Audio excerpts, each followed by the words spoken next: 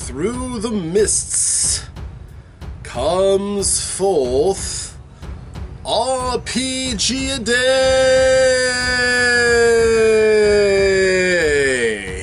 In the year 2021, RPGaDay comes back for its 8th year.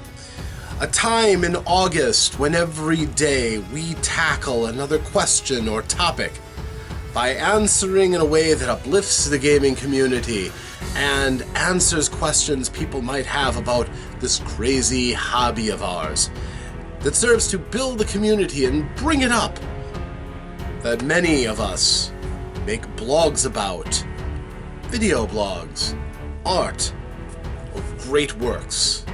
In celebration of the community of gamers, I welcome you to RPGaDay 2021.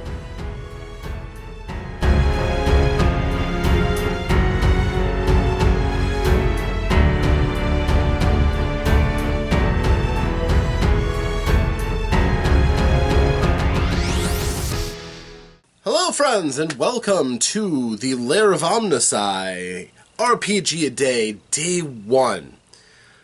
As we have done in the past for the last 5 years, we bring in August of 2021 by tackling a question assigned to us, as RPGaDay first came forth from the RPG Brigade and Autocratic. So we have a new list of 31 topics that I'm going to tackle and attempt to throw my own spin to build up the gaming community and to entertain all of you. The very first topic word for this, the first day of August, is scenario.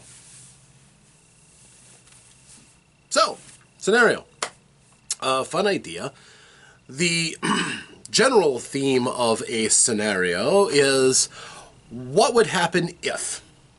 So, in some senses, all role-playing games are scenario-driven. What would happen if the characters that we have built, or the characters that we have been given, are put into this situation? What happens? And thinking of games in the same respect that movies tackle scenarios or books tackle scenarios, role-playing games basically do it the same way. We have a scenario, is the situation that we have come up with, often provided by the game master, and we're going to see what happens in this scenario. It's hypothetical, driven by the rules perhaps, but in the interest of uplifting the community, I have a scenario for you. Take it or leave it. So, your characters find themselves along a road, traveling from one place to another. Where and from where does not matter. They're traveling together, having been adventuring, or having found themselves walking a mutual road for some time. None are strangers to the others. But then, a wind rises up, howling across the landscape, cutting through trees as if they weren't there. It buffets the group. Dust, debris starts getting kicked up. This might be dangerous. Then, just as suddenly as it starts, it stops. And a cold, chill, gray fog instead glides along the ground to envelop the party faster than they can outrun or react to. Should they try to fly, they find themselves flying up, but never really leaving the ground. They can feel the sensation of motion, but they never get further than 40 feet off the ground and still engulfed in the mist. When they stop attempting to flee the mist, or if they do not, a lone figure walks out of the mist into their presence. It is a figure that is cowled in a robe. It is almost as gray and as featureless as the cloud now around them. It lifts its head, and in the dark recesses under the hood, they can see a pair of bright points as eyes. They glow golden, and at a look, the party's fears are relieved. They can sense no ill intent in this creature that stands before them. Featureless, it raises a hand to them in a way of greeting and says, "I pray your pardon, but I mean you no harm. We must talk and hear in this place and this time that is screened off from the divines, so that we may actually speak unmolested and unobserved. In this time, I tell you, fate is on a knife edge. There has been a grave error and an imbalance in the fates that stand now before you.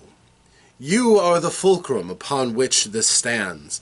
If you do nothing or you act in ill faith, it will tip out of alignment and terrible tragedies will ensue. But if you right the balance, you will not overcompensate. You will merely keep things in balance so that things are as they should be. If you agree to this, I do not promise you incredible wealth or incredible power. I can, however, offer you this. Fate will smile upon you, and you will find good fortune when you most need it. This I can promise you, if you will but aid me in this. It is never a bad thing to have my fortune smile upon you. And even though the characters might suspect or might protest, they can feel within their very essence that this figure speaks true. If the party expresses interest, and they seek to do the will of this strange, mysterious being, it will say, in the courts of the divines, the life of one who should not die is being called upon. There was a mistake that was made. Whether intentional or not is not a concern of yours, but it is a young boy in the village ahead of where you are traveling. If you do nothing, he will die, and for all the world it will seem as if an accident or a grave misfortune had occurred. But many will walk on and pretend that it never existed, or travel on heedlessly. But this boy is destined for great things, and if he yet lives, the world will be the better place for it. Now, you may choose to not trouble yourself, and he will die, and it will be a misfortune. Your world will be the lesser. But if you save him, you will be, again, thrusting your finger into the chest of even death itself and stopping a tragedy from occurring. The forces that you thwart will not thank you, but you will be working in service of fate and destiny. And you will be saving an innocent. Well, perhaps not innocent. That might not be the right word. But you will be saving one who may do great things in the future, should you accept. So, that is your scenario. Does the party go along with it and work to save this child?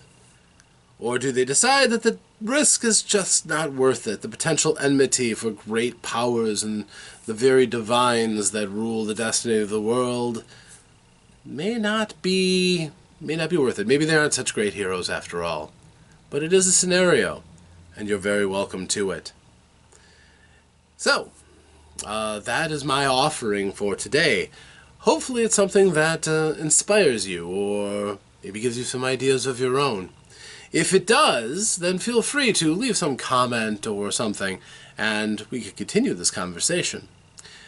And, of course, if you are new to this group, if you are new to the Lair of Omnici, if you feel like liking this video, or perhaps subscribing and notifying yourself of future videos, I do put up a fair number, and you will not lack for entertainment or videos in my time. That much I can promise you. So thank you for joining me for this, the very first day of RPGaDay. I look forward to making many more videos and serving you well. And of course, if you wish to see any content of your own, if you wish a review of a game or explanation of a game, or to have a character created before your eyes so that you can see the process in a game, or anything, just let me know. I am your content creator for YouTube. I am your game master of the internet. Thank you for joining me. I am Rob, also sometimes called Omnisci, also sometimes called the Dungeon Tutor.